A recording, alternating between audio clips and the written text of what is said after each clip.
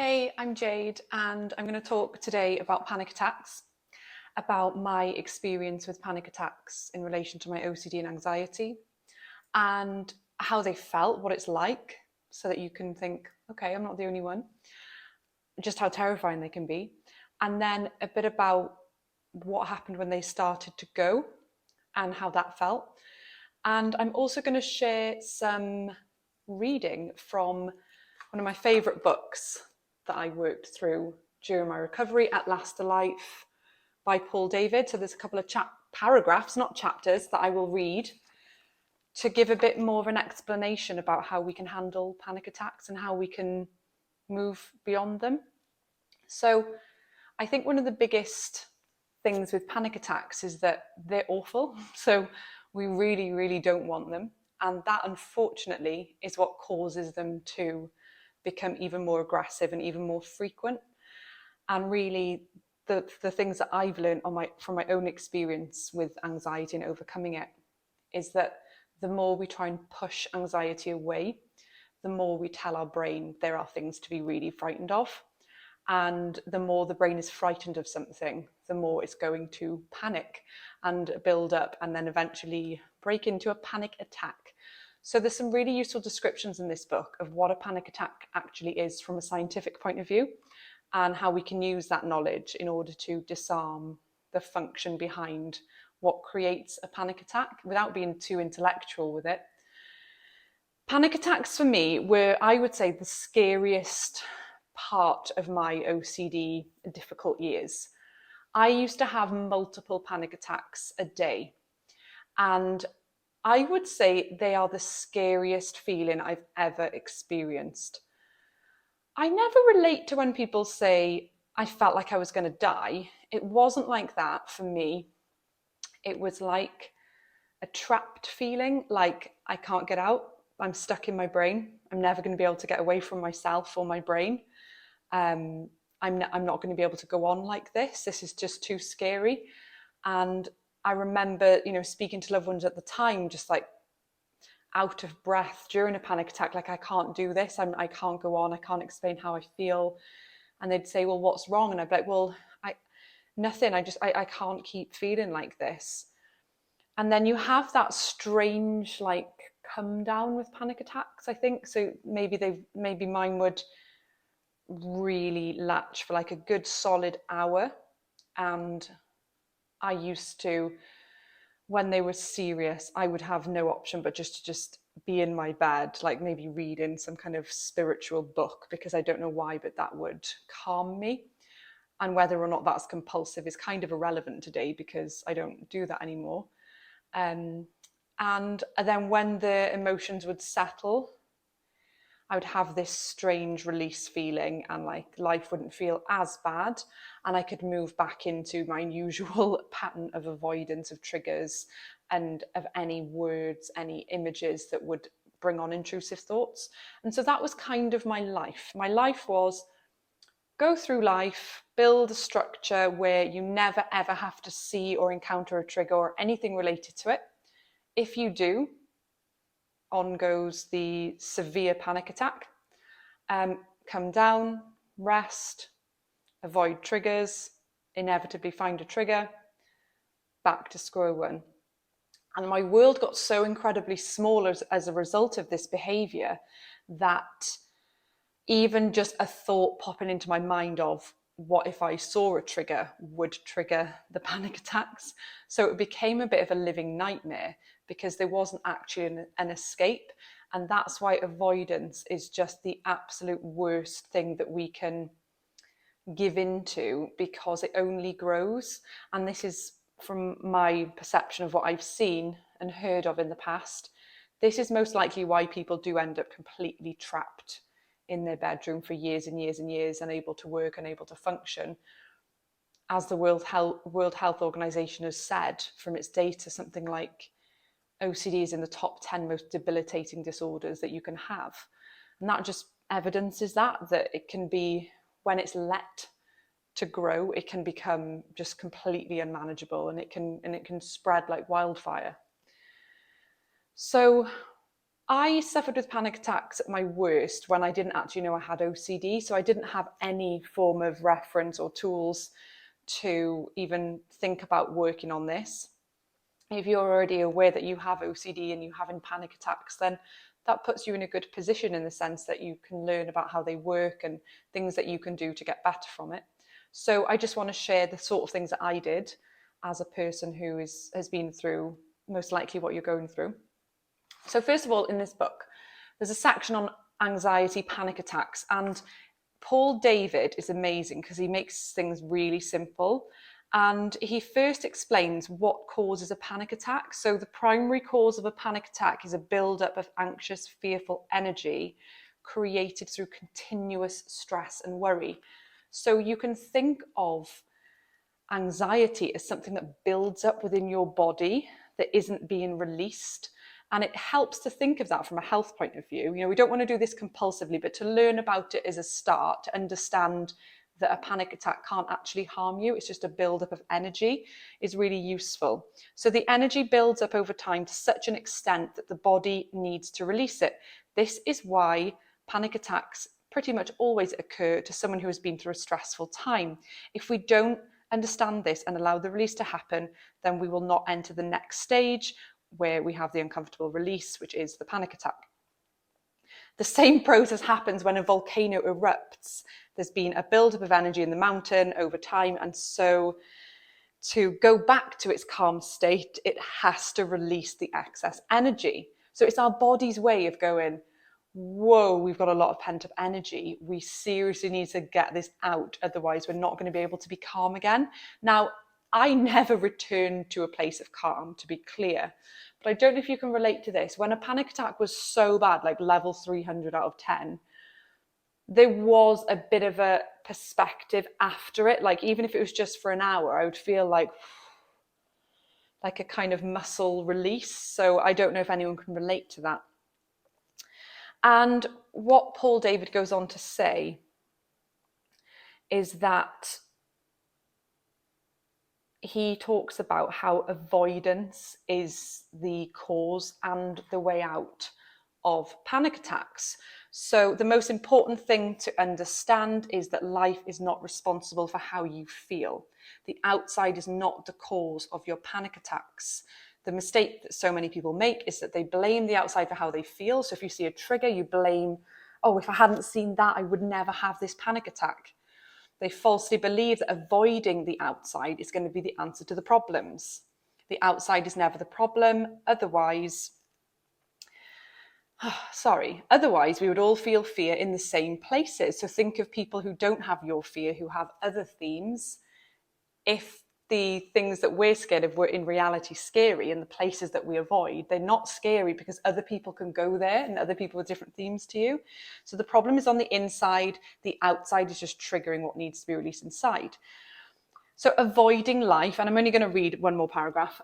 Avoiding life teaches your mind the outside is scary. So every time you decide to give in and use the avoidance compulsion, you are telling your brain, yes, that place is dangerous and it is scary and we cannot go there.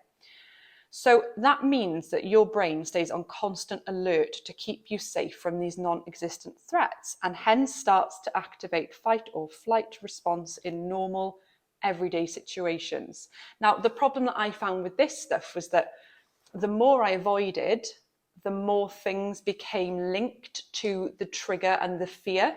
So then that's where the world starts getting smaller, because everything becomes a threat. Where before going on holiday and going to the beach was my fear, by the end it was like, yeah, but if I go around the block, what if I do see something that's similar to on a beach on holiday? Or what if I do get triggered from an advert or something on the TV? I better not watch TV, I better not walk around the block. And over the years, my world just boxed in and in and in. So this is why people who avoided life for so long find even a simple trip to the shops an ordeal. That was me. Totally. They've taught their mind that there is danger out there, and so it's only doing its job by producing a constant fear response when they go outside their comfort zones. So what did Paul do? Paul David, what did he do? Because his book is all about becoming anxiety and panic free. he had to retrain his mind through a process of non-avoidance. So we have to not avoid situations. We have to actively go towards scary things so that we can learn, our brain can start to learn that actually isn't anything scary there. And your mind only changes its response by watching your actions. So you have to, yes, change the belief system that tells you that this thing is scary and I'm terrified of it. So yes, we work on changing our mind to be more rational, but actually this is talking a lot about the really important component of exposure and doing things to show the brain with action that it's not scary. You can't tell yourself over and over and over it's not scary. You have to actually jump into the fire, as I call it. So you have to willingly go towards these places you have previously avoided, so the mind can start to understand that you're safe and begin to bring the fear response down. Your mind is innocent in all of this. It's doing what it was designed to do. The second thing I had to do is allow the release of this fearful energy that had built up inside me. This meant allowing myself to experience it fully and to no longer spend my time fighting it or avoiding triggers or trying to suppress or control this energy. It was also important that I no longer recreated this energy by falling back into more worry and stress. This book is so cool. Like, I want to read it again now. I forgot about it. So this is where we're really talking about exposure work, and I definitely fell off the bandwagon with doing enough of this. And I think that while many people have been doing exposures for years and years and it hasn't released, I think that if you were anything like me and avoidance was your biggest compulsion, I do think that you can move forward a huge amount by facing those fears and just going for it with anything that you're scared of. So as soon as I started to go things more and more and having the mindset of, I am going to have multiple panic attacks this week. That is going to happen. And I'm not going to let my week be controlled by this energy buildup. It's going to be really uncomfortable for a while, and then it's going to settle. And then I'll feel a little bit of comfort for a while.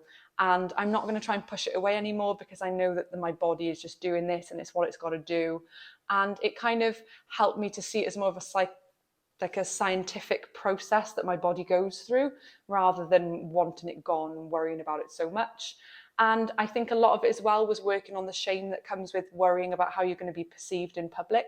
So if you're out at a family event and all of a sudden you have a panic attack, you're thinking, oh my gosh, what if I have a panic attack? What if I've got to run home?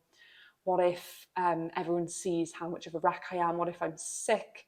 What if I keep having these? Like I lost a lot of weight when I had multiple panic attacks a day because I was just so anxious I couldn't eat. And so I lost a lot of weight, and I'm quite slim anyway. And so I looked quite unwell and unhealthy.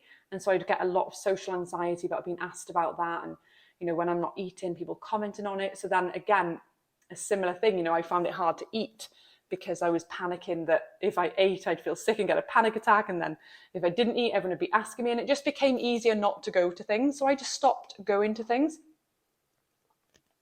Excuse me. And again, the world just got smaller. But once I made peace with, I just have anxiety attacks and it's part of who I am and I'm going out anyway, they started to go. Now, I don't actually remember when I had my last panic attack. It was a long time ago. So my daughter was born 14 months ago, and I definitely wouldn't call this a panic attack. But a day after bringing her home from the hospital, she was funny with her breathing. Now, this isn't related to OCD because it's never latched in areas like this for me with my children. But she was breathing unusually. So I'd been out of the hospital 18 hours. And because I was feeding my baby, it wasn't possible for someone else to take her to the hospital. So I had to drive myself 18 hours after having a baby to a hospital and have her checked over, and I had to sit in the ward just on a chair for 6 hours or something, and I was exhausted and had these hormones, and I could feel a little, that if you've ever had panic attacks, that kind of rising, something really bad's going to happen, and you feel a bit disorientated, and you feel that kind of when you've got really bad nausea and the pattern on the curtains looks really everything just freaks you out. That I started to have that feeling, and I thought, oh, here we go, I haven't had this for about a year, this is weird. But it didn't stick around. So that's the last experience I've had with something close to a panic attack. But I would say it's been about 2 years since my full blown have to run home, cannot deal, cannot do this panic attacks. And I believe that everything I've read in this book helped more than anything I'd ever read from an anxiety point of view, because this book really debunks a lot of myths and demystifies a lot of things. So if you haven't read it already, you really do need to read it. What this book doesn't cover, because it's more about anxiety in general as opposed to OCD, the only component I would say that's missing from Paul David's At Last to Life is this need to work on disarming the core fears that fuel OCD, because that was the bit that just wouldn't budge for me. So as much as I'd done exposures, if I'd still believed my fears to be true, it just wouldn't go anywhere. So the panic attacks only stopped when I started to learn about breaking down the core fears. So for example, with relationship OCD, it feels like the most terrifying thing in the world when you're in it to be stuck and trapped in a loveless marriage for the rest of your life. But if you were to watch loads of documentaries about people who just did actually live that way, say centuries ago, when, for example, women didn't have a choice as to whether they were married to someone or not, you can see that other areas of a person's life could be full and could be, make the situation bearable, and if not even joyful. And so by making peace with things that we definitely don't want, but realizing that they are the reality for other people in real life, and so there's no need for us to concern ourselves overly with them. And this is the biggest message about unconditional self and life acceptance. It isn't making peace that you're happy with it and that you want whatever you're scared of. It's just learning to see it in the same way that someone without OCD sees it. They don't want it, but they're not thinking about it, and they're not terrified of it, and they're not scanning their past for proof. Is it true? Isn't it true? They don't give a beep about it. If you ask them, they certainly would be like, no, but they're not thinking about it. And that's the difference. And so a person without OCD wouldn't need to look at unconditional self and life acceptance because they haven't got a problem with this. I really recommend reading this book. And Self-Help for Your Nerves by Dr. Claire Weekes really helps for this as well. She talks a lot about the nervous system and how it all works, and that helps some way. She was a huge pioneer. So none of the stuff that I ever talk about in relation to my journey is like radical or like crazy or alternative. When you think about alternative therapies to anxiety, none of it is off the wall. It's all very much backed by like absolute experts. And then of course Albert Ellis, who pioneered and came up with unconditional self and life acceptance. He was an original, so he co-founded CBT with a guy called Aaron Beck, and then they sort of went off in different paths because Albert Ellis left psychotherapy and decided to set up rational emotive behavior therapy. And so like all these concepts that I learned about during my recovery, they're not in any way radical. They just haven't yet become mainstream in how we treat anxiety disorders. And that for me was always prevalent when I talk to anyone who doesn't know much about anxiety or things, where they're like, oh, but if you just leave it alone. And it's like, wow, unless you've had OCD, you don't realize that isn't an option. like I've got a loved one in the family who's currently experiencing severe panic attacks. And one of the other family members was like, she really just needs to just chill out and just, unwind and just stop stressing herself. And I said to them, I sent them some resources, and I said, it's just not how it works. And so we've got to teach ourselves through action and changed beliefs and behaviors. We've got to show our brain that the fight or flight response doesn't need to be activated. And that even if it does do that, we're not scared of it. Like right now, if I saw a lion in my garden, I was outside, or a crocodile in a lake or wherever they live, I would want my fight or flight response to kick in. And like, it is the same feeling as that. You're like, whoa, immediate threat, run. Like that's the instinct as a human, runs. And we want that feeling. We just want to train our brain not to give it to us at the wrong time, and to teach our brain that there's nothing scary here. And I always like to reflect, just my last point today, I always like to reflect on my themes as a child. And I'm really interested in why they stopped scaring me so much. And that is, for example, back to volcanoes. My first ever trigger fear was volcanoes and natural disasters. And I would ask my mum for hours, how do you know that we're not going to have like lava come through the doors? And she was like, well, we don't have volcanoes in this country. I'm like, yeah, but what if one forms, or what if we have earthquakes or whatever? And then, interestingly, I didn't put any effort into overcoming these themes. But as I grew up, I obviously learned about geography and the fact that we don't have volcanoes in this country. And it's really unlikely, due to the placement of the plates, that I'd be affected severely by earthquakes, I think. I don't know. Again, I don't know. I don't really care. Whereas if you were severely triggered by that, you'd probably know like countries where the plates would be at more risk of um, earthquake, and you'd be researching that when you think about going on holiday, because you are zoomed in on it. But someone who isn't triggered in any way by that doesn't even think for a second. Like if I went on holiday and they said, oh wow, just to let you know, this is like an ancient earthquake site and we've got like, we're 300 years overdue on an earthquake, I'd be like, whoa, that's cool. Oh my god, what if we had an earthquake? And you see like the difference of a brain without OCD, in the sense of like not latching to something versus latching to it. And yeah, I think it's hard when people are worried about themselves and their identity and who they are. This is where like harm OCD and POCD become quite tricky when you're suffering with it, because it's sort of like, yeah, but the worry is about me and who I am. And so again, not to give reassurance, but when it's OCD, it's a heightened fear. And so we have to learn to not be as scared of it as we are, by making peace that there are people exist who've committed really bad crimes and they are in prison, hopefully, to, be able to be reintegrated in society in the future, or not, because it's not safe for them to be in public right now. And, that's just part of life, and their brain turned out that way for some reason. And, some people are not terrified of that.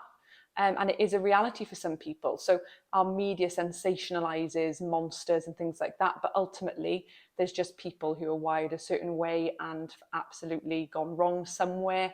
And so we can extend compassion to those people while absolutely disagreeing with their actions, absolutely wanting them in a secure environment so that they can't harm somebody in the public or a loved one. And, just loosening our rigid social views about that stuff can help us to see that whilst we definitely don't want that sort of identity, actually, those people may well, like a person who's killed another person, may well be wonderful with animals, or may well be an exceptionally talented artist. That doesn't mean, or even you look at perspectives where they later on went to help children who've committed crimes.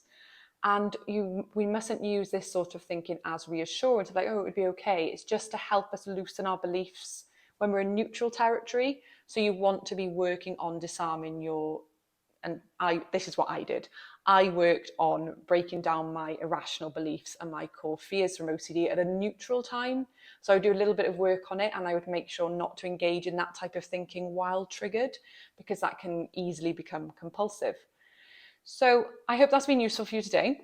And if you're currently suffering with panic attacks, try to remember that it's a release of energy and you can cope with them. You're strong, and you can come through the other side through facing your fears and looking at what you're avoiding and doing your very best to stop avoiding and to work on whatever core fears you have with whomever is helping you with your OCD recovery journey. Thank you, and see you again.